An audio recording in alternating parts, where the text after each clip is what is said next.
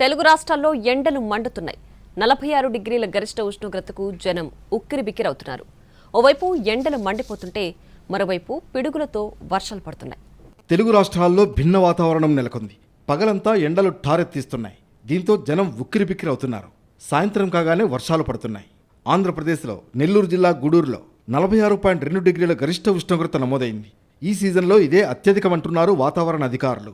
ప్రకాశం జిల్లా కొప్పెరపాడులో 46.1 డిగ్రీల ఉష్ణోగ్రత నమోదైంది. 16 జిల్లాల్లో 41 డిగ్రీల ఉష్ణోగ్రత నమోదైంది.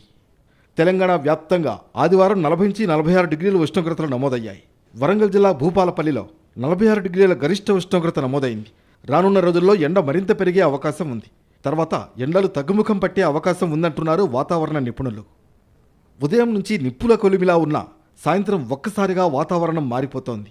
కాకినాడ పరిసర ప్రాంతాల్లో భారీ వర్షాలు పడ్డాయి.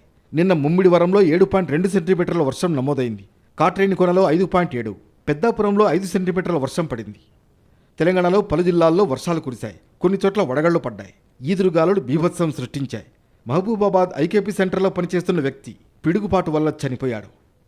ఐకేపీ కేంద్రాలు కల్లాల్లో ఉన్న ధాన్యం మొక్కజొన్న తడిసిపోయాయి. కొన్ని చోట్ల ధాన్యం కొట్టుకుపోవడంతో తీవ్రంగా నష్టపోయారు రైతులు. రేపు ఎల్లుండి తెలంగాణ వ్యాప్తంగా వర్షాలు పడే అవకాశం ఉంది.